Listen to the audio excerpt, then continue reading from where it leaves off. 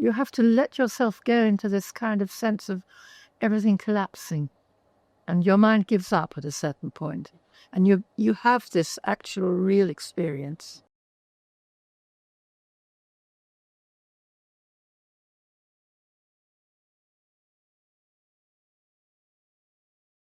Welcome, everybody. Good evening. It's lovely to see you here. Dr. Francesca was a student of Chogyam Trungpa and worked with him on the translation of the Tibetan Book of the Dead. Her book, Luminous Emptiness, is a commentary on the text. She is a scholar and translator of Sanskrit and Tibetan works of Hindu and Buddhist Tantra, and particularly the Gohya Samaja Tantra. She is also a Dzogchen teacher with the Longchen Foundation, established by Chogyam Trungpa and Dilgo Khyentse Rinpoche, and directed by Rigzin Shikpo. Put your hands together.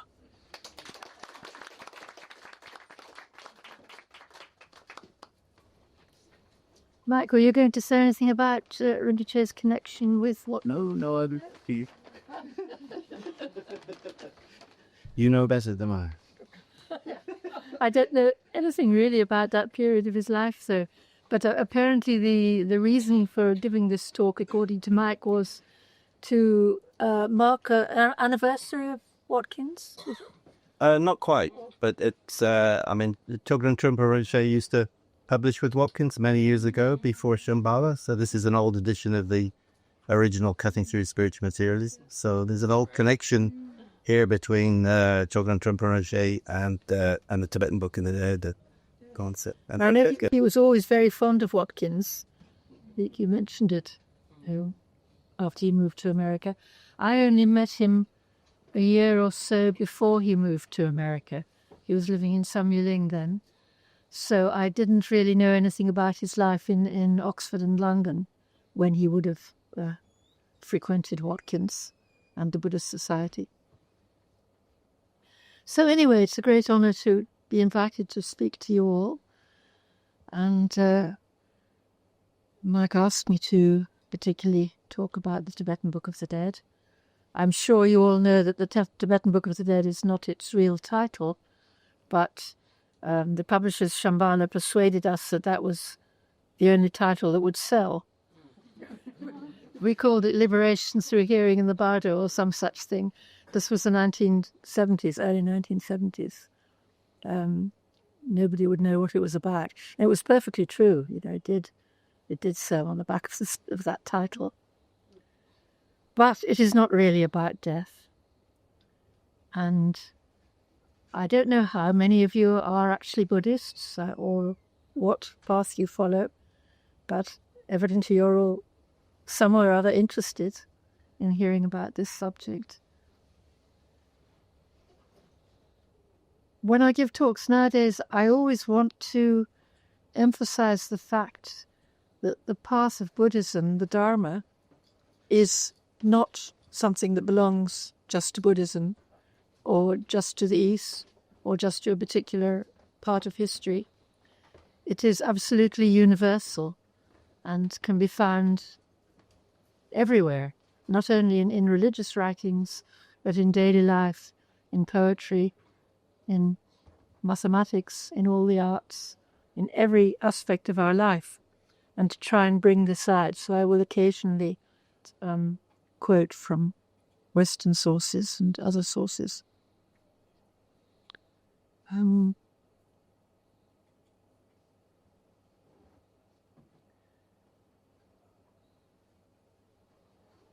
his wonderful brief introduction to the book, Trungpa Rinpoche said that it could just as well be called the Tibetan Book of Birth, but even better than that would be the Tibetan Book of Space.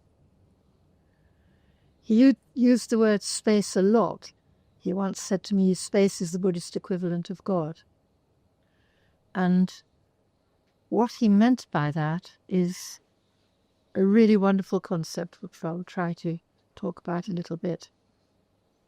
So, the space that we all know about, the space around us, the space in which we look at the stars, outer space at the limits of our imagination, is an analogy of what is meant in Buddhism by space. Just as all the other elements, fire, earth, water, are also analogies of aspects of the fundamental awakened nature. Space itself is that fundamental awakened nature. It is the innermost essence of our own minds, every single sentient being, every atom even, every atom of the universe could not exist if it were not for this awakened mind, which is the same thing as space.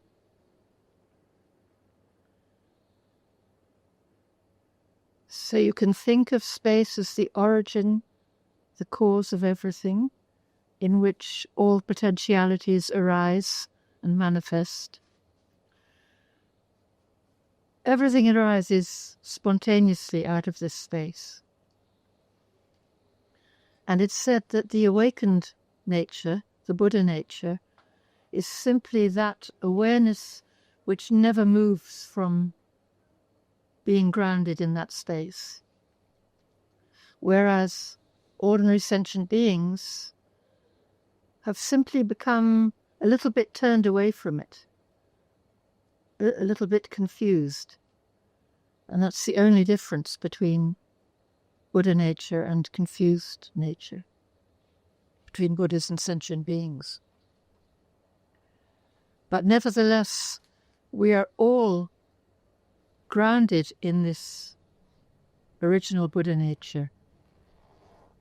It might seem strange to use the words ground and space really as equivalents, but that's really just an example of how we have to look at the essence of the word or the concept and go beyond it.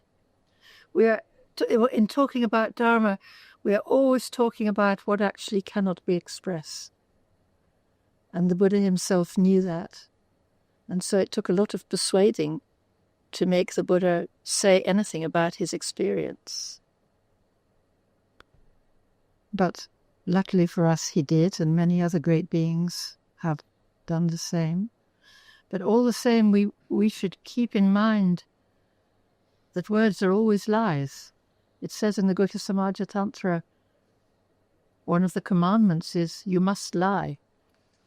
Because if you are trying to talk about the truth at all, it is a lie. Picasso said, art is the lie that shows us the truth. And many, many other people have said similar things. Yes, I like that one, because I'm trying to think of another relevant quotation. Can't think at the moment. Anyway, I think this is something which we can all understand intuitively. But once we try to put it into words and try to apply ordinary logic, then we get hopelessly tied up. And you can never convince anybody. You can never prove these things to everyone.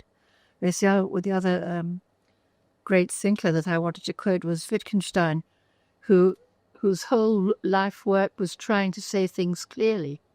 And he begins his wonderful work, the Tractatus, everything that can be said clearly. But then later on, he says, but there is the inexpressible. It shows itself. And that always reminds me of a thing that Trungpa Rinpoche was fond of saying.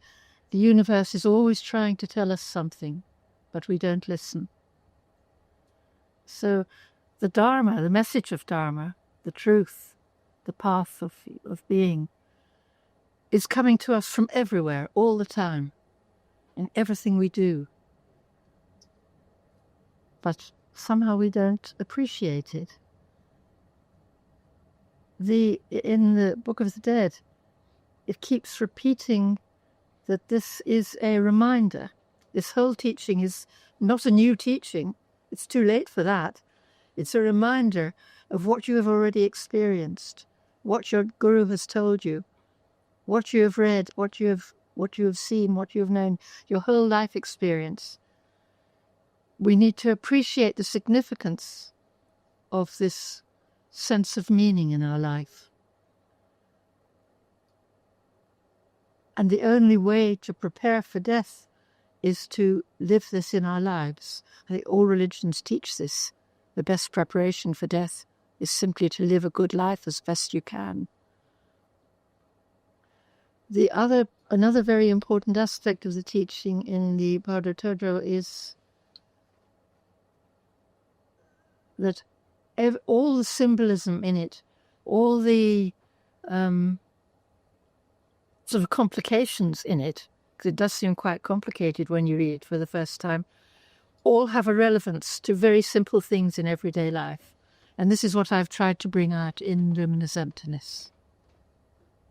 How every aspect of the Vajrayana symbolism, for instance, every aspect of all the Buddhist teachings, from Hinayana onwards, all relates to everyday ordinary life.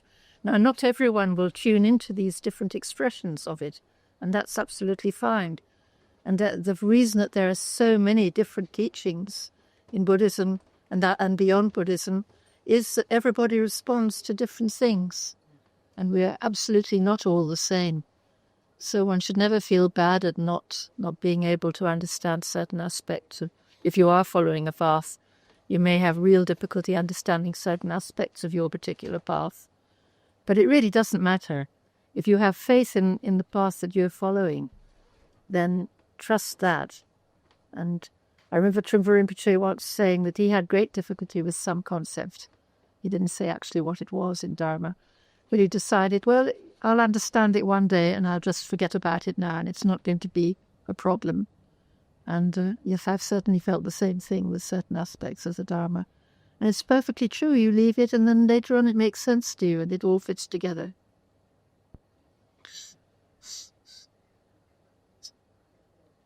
So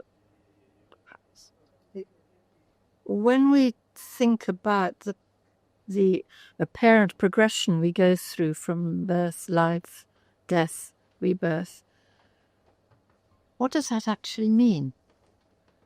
Really, we are asking ourselves, what is a sentient being? What am I? Is there really some essence that carries on through all these different stages, that experiences death and to be reborn? What on earth does that mean? It really doesn't matter. These are not things that can be convincingly explained in a logical way, because we are always talking about going beyond concepts. Words are expressions of concepts in our mind, and we absolutely need them in our ordinary life when we couldn't get by without them, but we know in our hearts that there is something beyond, that words are hinting at, that colours and forms are hinting at, that music is hinting at, that everything that inspires us is hinting at.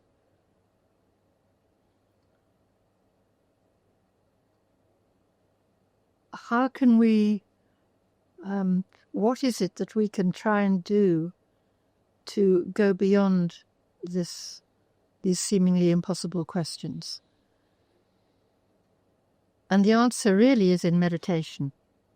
There are many different forms of meditation, but the essence of them all is to rest in this ground of being, this space, and to rest in it so that gradually you begin to trust it. And the more you begin to experience this sense of resting, we call it resting in the ultimate nature of mind, the more you trust it, and in spite of everything in ordinary life that tells us this is nonsense, you begin to trust it. There's a lovely line from the poet Seamus Heaney that he had engraved on his gravestone: "Walk on air despite your better judgment." So we are following Dharma despite our better judgment a lot of the time.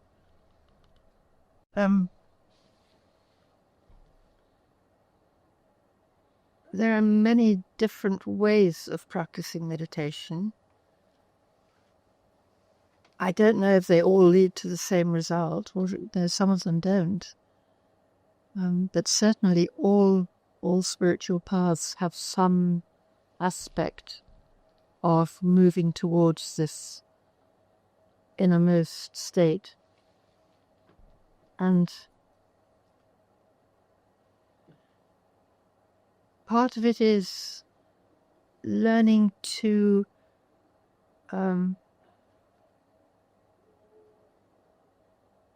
cut through, no longer to rely on everything around us in the way we normally experience it. So the solidity of the material world around us. We have to learn that actually everything is space. Now, science actually tells us that. And Buddhism now has a huge, any esoteric tradition that tells you this, we now have the absolute support of science. But still, even if you're a quantum physicist, you still have to act as though the ground is solid, and we feel we can't walk through walls, but maybe we can. So there are many techniques to watch very closely how our perception works and to begin to cut through this feeling of solidity. Another very important thing that limits us is our sense of time.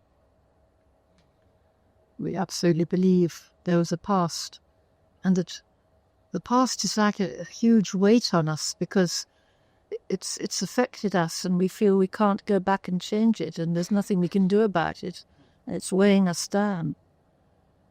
And the future is full of hopes and fears. And the present, what about the present? Well, can you pin down the present? If you really look at it very quietly, the whole thing explodes, and you realize the whole idea of the present is, how did we ever have this idea? As soon as you think of it, it's gone. Maybe I can catch it in a second. It was never even there. It's not that it was there and is gone. It was never there at all. And so therefore, looking back at the past we think is a moment of present, a string of present moments. We thought that was present, but we know that the present never existed, never does exist. The future, what's that? It's just something kind of clouds in my head. So when you meditate like this, you can really enter a state where time does totally dissolve. And the same thing with the notion of space in the sense of place, direction, up and down, front and back, all around. Move it. The thought that we are here in this particular room in London, the thought that tomorrow I may go somewhere else. You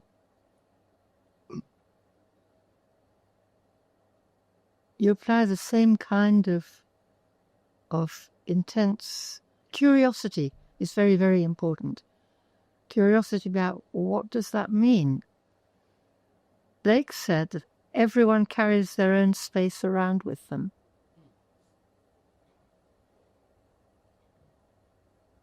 And if you start to think about that, that's absolutely true. Am I really in it? So then you begin asking, well, what am I anyway? Is there an I that is present in here? Is there a different I that would be present at home when I go home?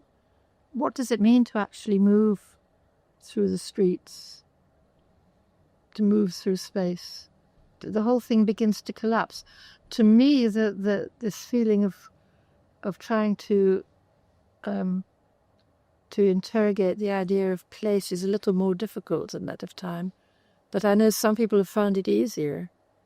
You have to let yourself go into this kind of sense of everything collapsing, and your mind gives up at a certain point, and you have this actual real experience of being beyond it. And of course, we have to come back into ordinary life. You can't live our ordinary lives with that feeling, but you remember that had a sense of truth to it. Another very important thing is to recognize the significance of these experiences. Again, a lovely quotation, T.S. Eliot, we had the experience but missed the meaning. We need to appreciate the meaning, hold it in our hearts.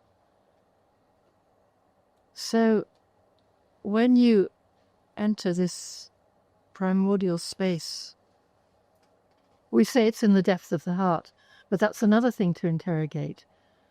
Where is my mind? Where is my heart? You can start, feeling your whole body. At first, we sort of automatically think my mind is in my head, and then you experience the whole of your body. And of course, if you have a pain, your mind is in the place where that pain is, and we become aware of the whole sense of our bodily existence, and we realize that our mind pervades the whole body. But then, can you really feel where it stops? Can you really feel that there's a barrier between your skin and the air outside? When you breathe out, there is a feeling that our mind, our consciousness, our awareness goes out on the breath. But then does it suddenly stop somewhere? And how far can you imagine that space going? If you imagine it as far as you possibly can, and then you realize there's no end to it. And it's the space within us has no boundaries.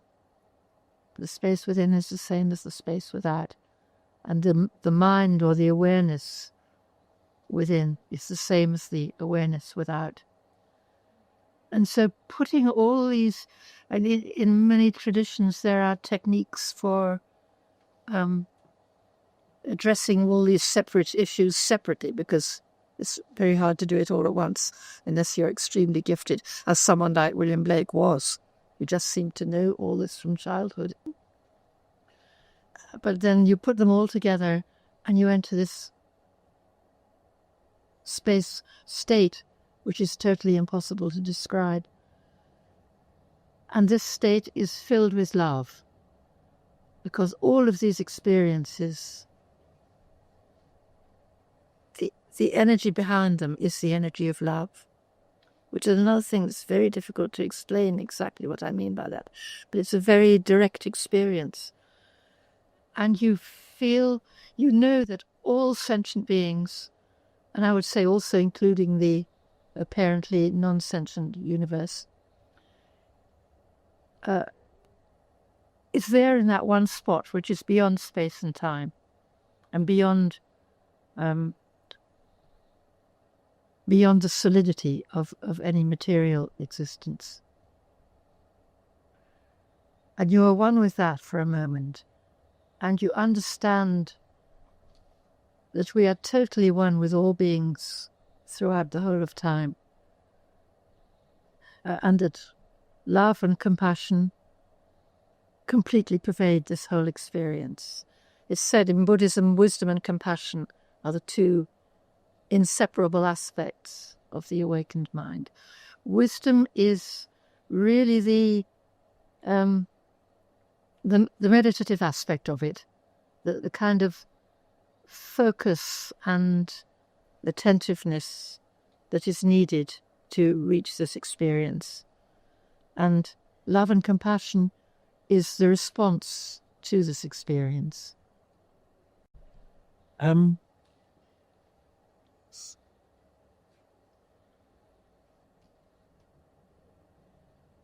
If we recognize this experience, the more you rest in meditation experiencing, the more it will just happen to you, totally unexpectedly, and anything can bring it up. Particularly in the presence of great art, that can arise these feelings. Walking in nature for many people arises these experiences, but absolutely anything. You don't need to be in the countryside. You can be in a cramped little room. Prisoners, even who were tortured, Tibetans have described having very intense meditation experiences under the most terrible conditions. Prisoners of war people in concentration camps have described similar things from different traditions. It can actually happen to you in the most terrible of circumstances. It can certainly happen in the most ordinary and banal and everyday circumstances, like just, cleaning your flat, doing the washing up, walking down a street, suddenly catching sight of something. And London is a wonderful place to suddenly catch sight of amazing glimpses of what Blake would have called heaven. He saw these things all the time. Another lovely saying, he said, the vast vision of eternity becomes weak visions of time and space fixed into furrows of death. That could come straight out of the Buddhist scripture, couldn't it? So I'm getting diverted from trying to keep to the Bardo Thodral. So this is really saying that we don't have to think of, what is birth, what is life, what is death. We can be instantaneously in this one space where everything is all at once. Wonderful title is that film, Everything Everywhere All at Once. That's what it is. And this is actually at the heart of the teaching of the Bardo Thodral. And all the visions that occur in it, as I said before, but it's much too complicated to begin to go into the details. All the details of the visions actually are useful if your mind likes that kind of thing. You can use all these details to instantly connect you to incidents in daily life, such as the wrathful deities could be accidents that suddenly wake you up. The colour red, the colour blue, wherever you see it, suddenly reminds you of some aspect of the Buddha nature. There are so many little examples in the symbolism that are very helpful in relating everyday ordinary life to this principle. And then the real heart of the visions in the Bardo Thodral is when the brilliant light of all the Buddhas shines on you. And this is sort of like that experience of meditation.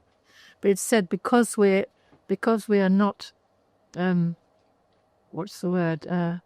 veiled, confused by our physical existence, it will be so brilliant that mostly we just can't stand it and shut our eyes to it. And the book says this is actually happening to us every single moment. This brilliant light is shining within us, but we can't cope with it. We only a very rare being who has experienced it in the safe environment of meditation, let's say, could begin to live with it as part of ordinary everyday life. Now there's a lovely quotation by George Eliot in Middlemarch. I don't think I can remember it exactly. If we had the acute perception if our perception could be so acute as to see the grass growing and to hear the beat of a squirrel's heart, we would die of the roar on the other side of silence.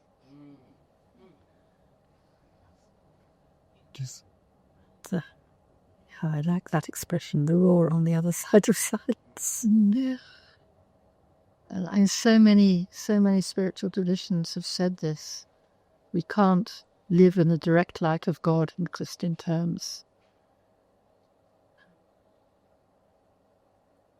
But we can glimpse it, and we can gradually accept the reality of that state of mind. And we can really only become aware of what is illusory, what is dreamlike, by comparison of coming out of the illusion, waking up from the dream. And all traditions, all ages have had this instinct that life is a dream. That means you must be able to wake up from it.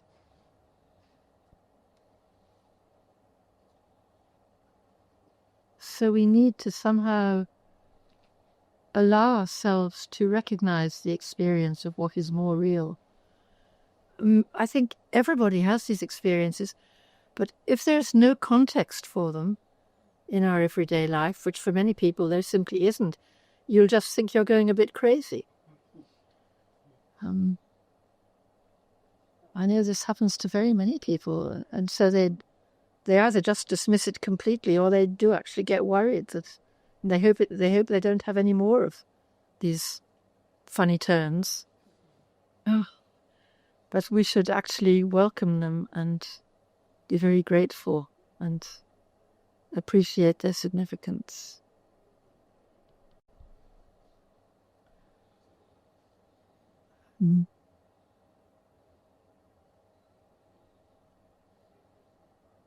So another insight we could gain from the intuition that we have of resting in that state is the connectedness of all beings. And therefore, without worrying too much about the very difficult question of what is it that survives, can we actually meet our loved ones who have passed on?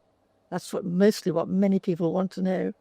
And many people just are convinced that they absolutely will meet their mother again, for instance. I have one friend who's absolutely convinced in that. And it's no good using logic and saying, but which aspect of your mother, when she was young, when she was old and dying, which mother do you want to meet? But there is some deep instinct that the essence of someone is not destroyed, and our essence, who has made such a deep connection with that person in this life, must be able to connect with them again. And that instinct, I think, is absolutely true. But we have to be very careful what we can mean by that. When you realize that we actually, everything, in the sense of who I am, everyone calls themselves I. So, are we all the same I? What does it mean when you start thinking like that? Then again, it sends your mind into a whirl which is very good and helps you let go of this fixed, firm concept of I as this I. So, when someone dies, it won't be that same I that arises again, but there will always be an aspect of awareness itself that thinks of itself as I. And because of the force of karma, there are sort of things that stick together. That's the best way I can express it, I think. I mean, it really isn't something you can actually put into words. There are lots of things in the teachings that describe it in various ways. But the more you look into it, the more mysterious it becomes. The very fact of any sentient being is totally mysterious. I am totally mysterious to myself. Every person is mysterious, even to the person closest to them. We know the outer aspects of people, and again, we each see totally different outer aspects of everybody. What is that real person? We don't know. What is it to be a sentient being at all? We don't know, but we do know that the play of awareness itself is continually manifesting from the basic ground, because that is simply the nature of the ground of being, or of primordial space. It can't help radiating this light. Light is the awareness that makes us aware of everything. And what we are aware of is also that same light. This is beautifully described in many Dzogchen texts. Particularly one called the Vision of Samantabhadra Pranidhana, which has been published, I know it I made a translation of it, but it's been published in the Buddhist Society Journal. And I know there's a very nice translation via one of the Tibetan lamas, but I can't remember the details of it. But that explains very beautifully how this whole thing happened, just out of nothing, for no reason except that it can happen. This is the nature of being itself. It has to manifest. So an image that came to me about individual consciousness is like a light shining. Suppose this room was in complete darkness, and a very, very pointed point of light gradually moves around. That is like the individual consciousness suddenly experiencing itself, suddenly coming to life. So each one of us is a focus of the consciousness of the whole of existence. So there actually was a book of translations of some Dzogchen poetry, which is called "You Are the Eye of the World," EYI. And I mean, that's very nice. That's a very nice pun in English, eye and I. It's nice to think of eye is not really a problem. It's simply the eye of the universe, which is continually moving and experiencing different miracles, as Trungpa Rinpoche called them, all the miracles of sight, sound, and mind, meaning all the senses. And the sense that we are always in a play. The Sanskrit word lila is very important, and another Sanskrit word natya, which is a drama, dance drama. We are all part of this dance drama, this play of life. And play, in English again, it has as many meanings.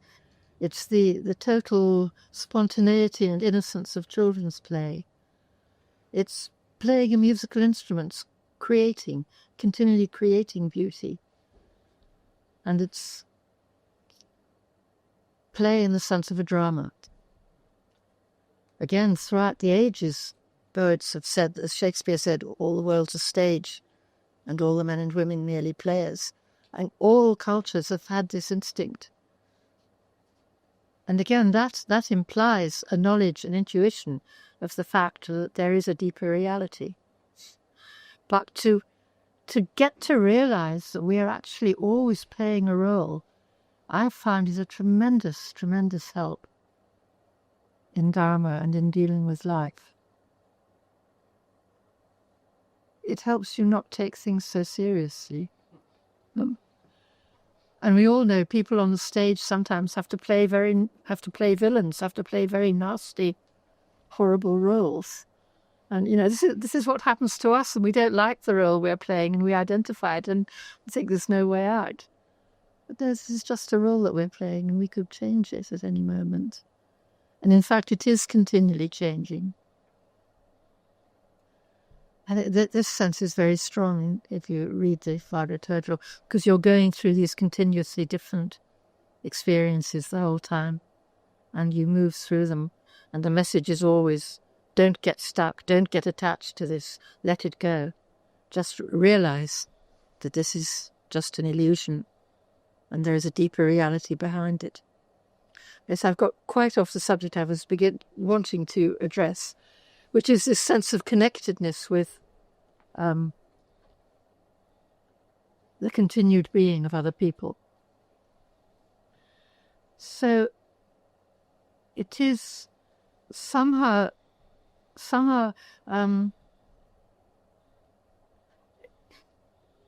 being a sentient being within the 6 realms of existence, having a body and a personality, aspects of that are sort of attached to our very subtle consciousness, to whatever I don't want to say whatever continues to exist after death, because death is simply another stage, just like going to sleep or waking up. It's very hard for us to think of it like that. Perhaps we have to realize that every moment this is happening, actually every moment we are completely new beings who have arisen out of this ground of being. Of course, we don't feel like that because we have such a strong sense of discontinuity. But equally, after this, what seems to us terminal event of death, on a very subtle level, there is a sense of continuity. And one can't really speak about this, I don't think. It's just something that you can intuit. So there is a sense of meeting someone again. But what is more important, I think, again, is the sense of past, present, and future being one. Because the whole of the past is contained in this moment of present, we can relate to all of those past moments. We can ask forgiveness for the hurt that we have caused to people. We can forgive the people who have hurt us. It's the emotions of regret, anger, guilt, attachment, longing to have something back again. All these very powerful emotions are what restrain us and restrict us. But we can let them go and just reach the pure energy behind those emotions. So the energy of grasping and really missing someone dreadfully, wanting that back, wanting to have a lovely experience from the past back again, we can let go of that, and it simply becomes the energy of joy, of gratitude for having known that.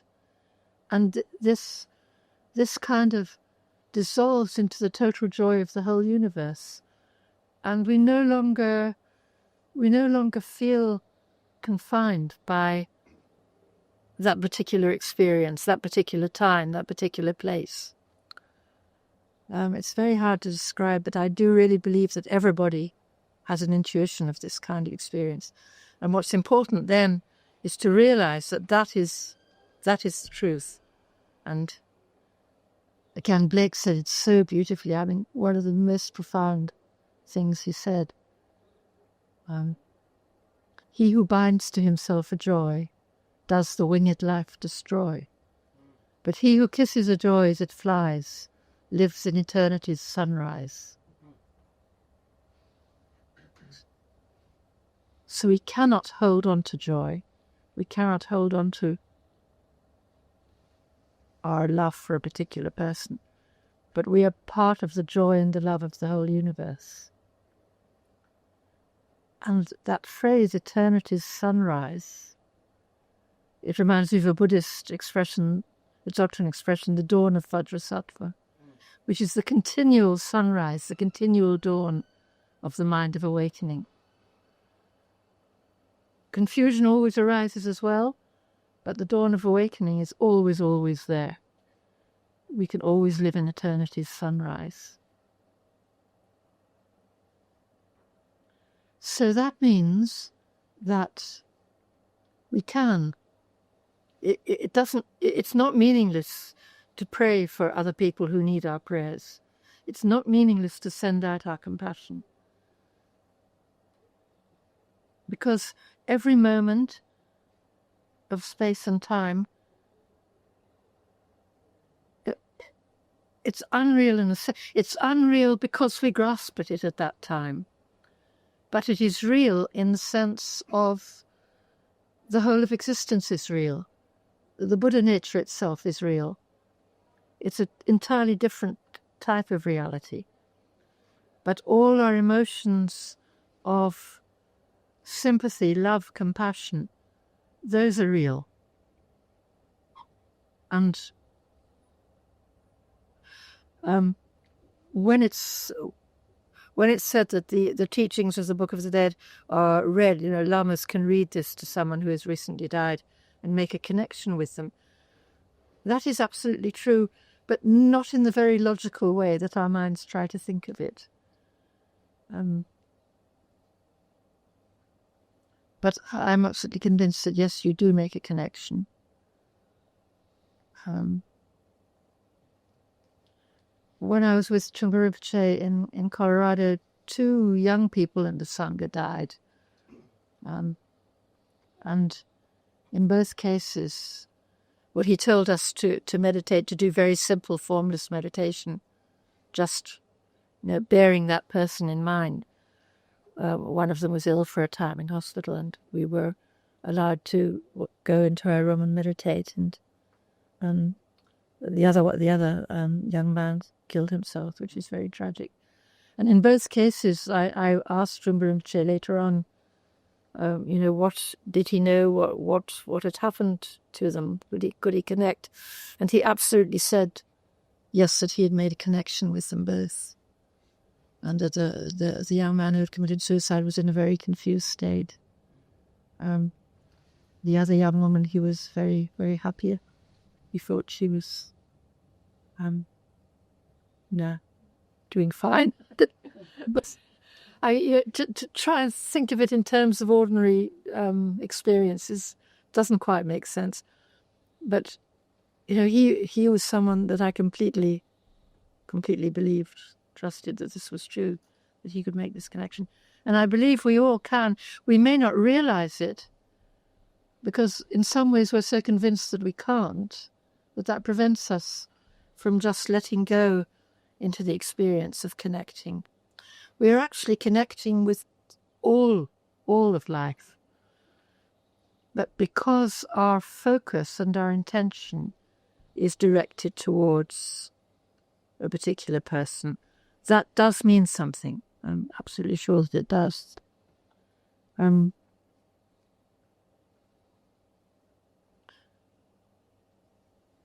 this comes to another very important aspect of the Buddha nature itself, of existence itself, which is its power. And this is called the power of adhisthana in Sanskrit, which is very often translated as blessing. Blessing seems to have come diluted into rather like Blake said, the real meaning of blessing has become rather diluted in ordinary life. But the original Christian idea of blessing was also extraordinarily powerful. It is a real power that influences and sort of surrounds us and protects us. Trungpa Rinpoche once likened the idea of adhisthana to a mother a mother hen gathering all her chickens under her wings and protecting them. So that's one aspect, the kind of enveloping protection of adhisthana. But it is that flows through the universe. It's that the universe is trying to give us all the time, but we don't notice it. It's that enables us to talk about the Dharma at all. And whenever I talk about the Dharma, I know it's the adhisthana of my gurus it's the Dharma itself that focused through the power of particular people, in this case Trungpa Rinpoche and Rigzen Shikpo, that is somehow allowing whatever I can say to be said.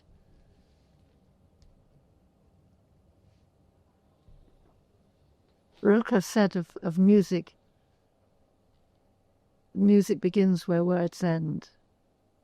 Schopenhauer said that music is the closest thing to a realization of the truth, precisely because it doesn't use words. It makes you drop concepts. But you also know that it is telling you something meaningful. So it's that sense of meaning that we have, but we can't put it into words, which is extraordinarily powerful.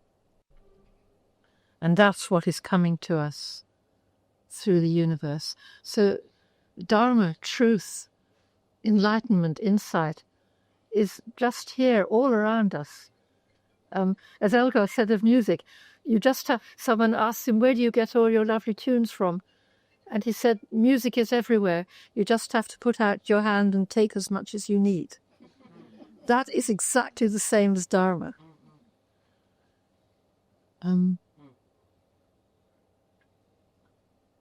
So, yes, the world is full of meaning. The world is full of blessing, Adhisthana. We are very lucky. I think I will stop there, and I hope you have some questions, because it's much easier to answer questions than to talk, actually.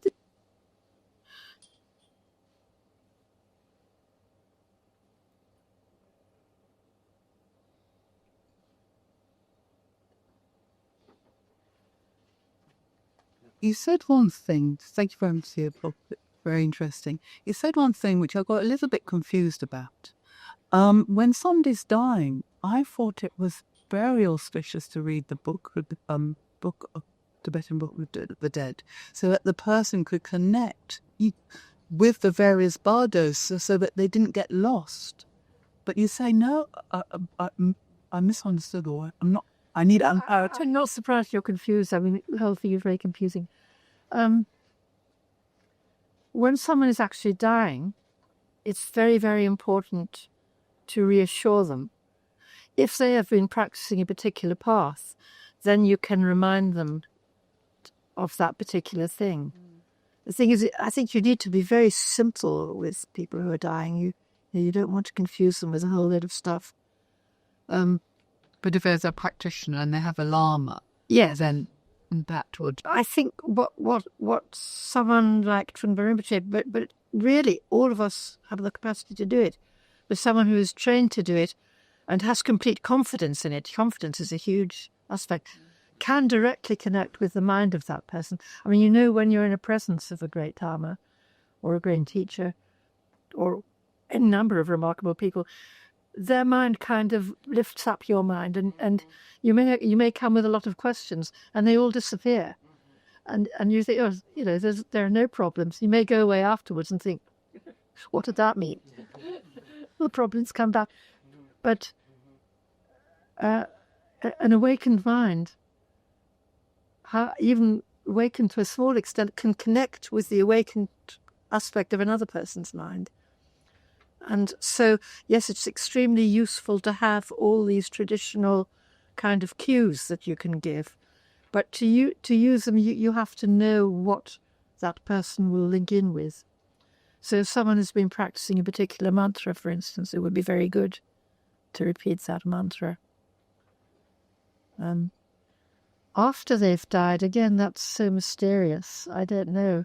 And, the Bardo Thodral sets it all out very neatly. 7 days, something happens on one day, then the next. But obviously, when you think of it, the time has collapsed. We make all these. A mandala itself is a scheme, a plan, a frozen image, a picture of a deity. For instance, a dancing Dakini.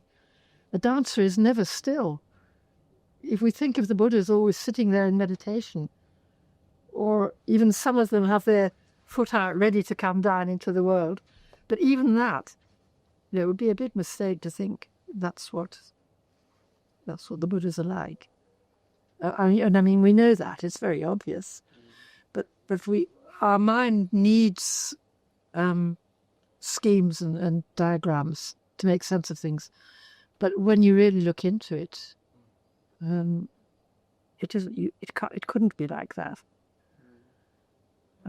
So it helps us, and it definitely helps us if we want to use this tradition, to use the 49 days to say different prayers on different days. And that's because our mind, it's a support for our mind to be able to do it. But out there, where it's actually happening, in that space, it's all happening at once. But it can act as a ground. Yes, and the point is our minds, because we're embodied beings, we can only act in that way. We can only do one thing after the other. We can't do everything all at once. But in that space beyond time and space, everything is all at once. It's like the idea of a bindu. It's the tiniest possible spot, and yet it's the whole universe at the same time. But we can't imagine the whole universe in one tiny dot, which is so small as to be even invisible. you know, there's that concept in atomic physics as well. So we need to hold two completely different worlds in our mind at the same time. I have a question as a follow-up to that. Trungpa Rinpoche was really tuned into sort of the Western mentality and the Western mindset, but also Western imagery and archetypes. The Tibetan Book of the Dead is so heavily based on Tibetan archetypes, and like you said, if we're practicing Tantra, we're practicing Tibetan archetypal imagery. But what if you're trying to help somebody go through it who is more trained or accustomed to Judeo-Christian imagery? Did Trungpa ever talk sort of about that side of things in terms I don't remember him talking detail. Do you, Liza, remember any? He would bring together different traditions and they would explore together commonalities. But I think the forms were different, but ultimately the essence was very similar. Does that make sense? Yeah, absolutely. So But I think to help someone, yes, it's always very good to know what they're used to and what they were fond of, you know, and try and use that.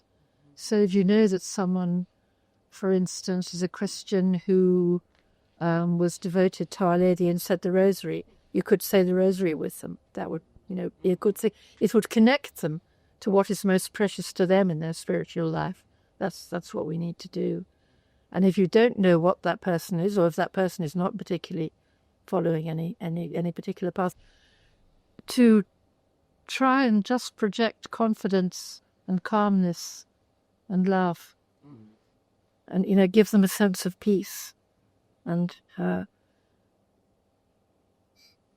because and try and reassure them. Don't be afraid. Yeah, that's the main thing, I think. But certainly use any religious tradition that you can to help someone. But again, I mean, that person may not want it at that time. You never know what people's attitude to their religion is. It's hard. I think you have to be very sensitive at that moment, and, you know, try and definitely not force anything on anyone.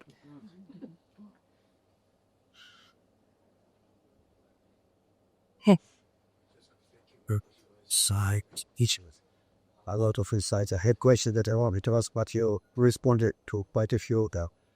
If you are aware of this development of artificial intelligence that is happening now at very rapid space, because human mind almost like it is becoming more and more similar to say, that this proliferation was kind of never ended. Do you think that this thing at some points understand the basic space of which you are, to which you are educated to? So, okay. The question is about artificial intelligence, and will it be able to understand all these things? I have no idea. My instinct is to say not, but you know, fundamental awareness is manifesting in all kinds of different forms. So, you know, it may happen, but I can't imagine. I wish we could have put this question to Trungpa. Have you any idea? I wouldn't say that. You'd probably say that's a great question. Yes, that's what you would.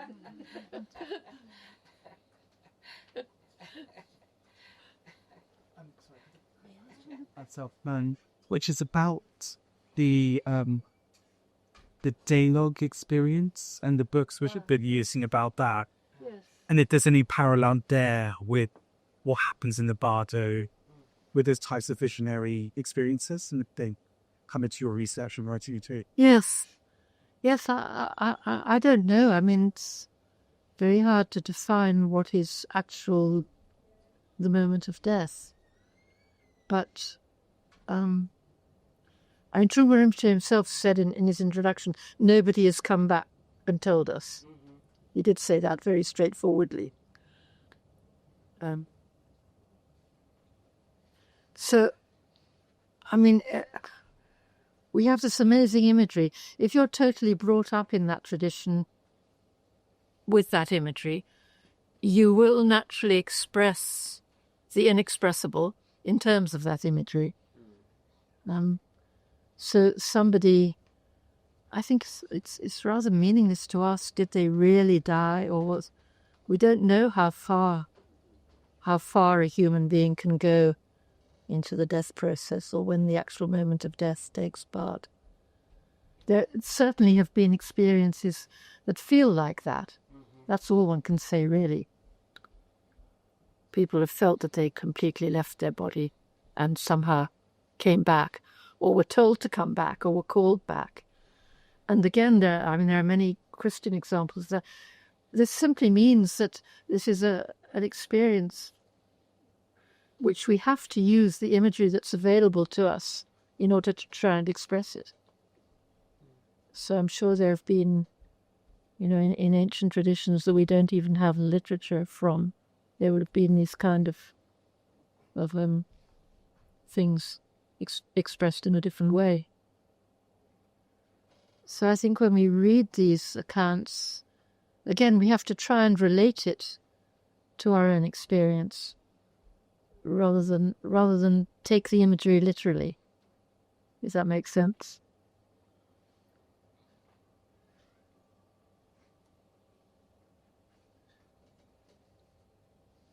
Time for one last question. May I ask a question about imagery in a more literal sense? The iconography that you express in this book is so profound, it has touched so many people. What is your perspective on artists living in the contemporary environment, spinning their own interpretations of this imagery and connecting to their experiences with it? Do you feel like that has a place in, bringing the teaching into the modern day, or do you, some teachers worry that this will dilute the connection people have to the very accurate and loaded imagery that the masters have developed? No, it's a very interesting question. I'm all in favor of bringing one's own inspiration. As long as it comes from your heart, then I think it's perfectly all right. And there is a huge value in the very beautiful details of the imagery, but it's a very specialized area. And this relates to the whole question of how is Dharma going to survive anyway, this particular form of Dharma? Dharma itself, of course, will survive. Dharma is expressed in so many different ways. And in other forms deriving from Indian culture, it's expressed in very similar ways, with slight differences. But the same thing is being expressed in infinitely different ways. So we needn't worry about Dharma disappearing. This particular very, very, really tiny, specialized area of Vajrayana Buddhism, I think is not going to survive in that form, because you need to devote your whole life to it. A form of it may survive in monasteries, but the essence of Vajrayana does not belong in monasteries. So what we have to try and do is to really recognize the essence of it, what it's trying to get at, and use all the methods we have at our disposal, anything that will connect with people, to express it. So, it's my belief that all sincere art and all of the arts express Dharma. But when I think it's absolutely fine and very, very nice to build on the traditional images of the deities, for instance, and interpret them in different ways. And the Tibetans themselves were beginning to do that very much. There's one particular Lama who was a very good artist. I think he didn't live very long. Do you know who I'm talking of? Or Louise, do you know? He was in, this monastery in the Himalayas, but I forget where. And he was a wonderful artist, and he did the most beautiful, recognizably Tibetan, but also in adding different things. No. I think it was Taishi. Yes. Taishi second names. Yes. Yes, where they did the Guru Rinpoche dances. Yes, yes. So he was the young Lama there. Yeah. Anyway, just to show that it is part of the Tibetan tradition as well. And every now and then you come across, even from centuries ago, extremely unusual images, which must have been the personal vision of some Lama, or maybe someone who asked an artist to paint it for him, described it. Or many of the great Lamas were trained as artists as well, and did do that. And someone else I'm thinking of, their names always escape me there, who was a very unorthodox Lama and was quite disapproved of by many people. And he wrote poetry and also painted as well. Chogyam Trungpa? Yeah, thank you. So it is in the tradition, certainly. And then when you look at when Vajrayana went, although it didn't go in such a complete form as Tibet had it, to Japan and China. I mean, if you look at the Japanese images, they are amazing. They are in many ways more vivid and generally very energetic and alive. So you get a completely different take on the imagery there. So we could sort of build on that. And with Mike's permission, can I just ask a little bit on, I mean, having been present on a couple of deaths, at what stage would you sort of start perhaps to read, there's that distinctive breathing thing about it, how breath changes until finally it just sort of stops and you hear it stop. And they're there. At what stage was you start sort of this reading to that, or endeavouring to connect with a dying person? Well, I wouldn't read to them unless they were very familiar with the book itself. I mean, Snowd would suddenly, somebody who's unconscious. I think sit with them, and we don't know how unconscious people are. We don't know how much they are aware of movement or voice or anything like that. But particularly on a deeper level, I'm convinced that people will feel your love and your fearlessness and your encouragement and all those kind of feelings. I think that's much more important. Try and express those feelings. And if it helps to put them into words, then try and use words that will be familiar to that person. And there's so many things you could draw on.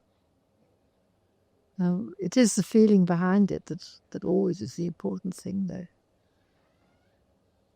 Just as when one's thinking of the deities and the imagery themselves, some people have a huge facility for actually visualizing and making figures come alive.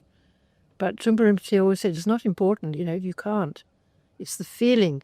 It's what that imagery represents, which is ultimately always wisdom and compassion. Just in different forms to help us connect with it more. And at the moment of death, obviously, this sense of reassurance and calmness is tremendously important. But the book itself, sorry if I'm going on a bit too long.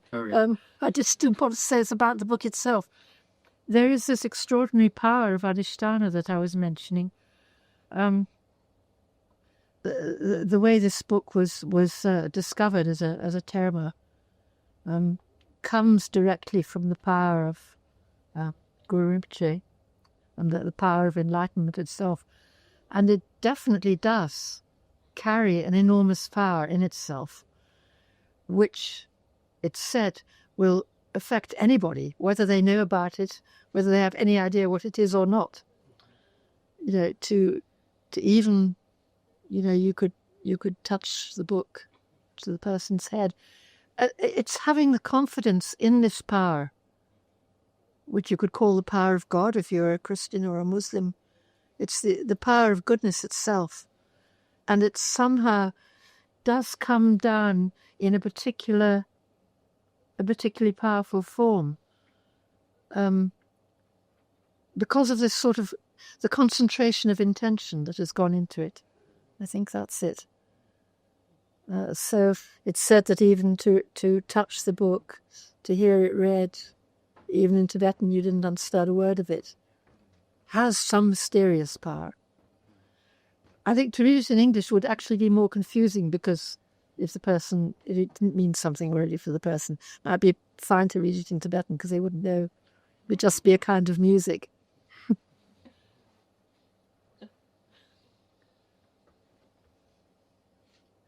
Okay, thank you so much, Francesca.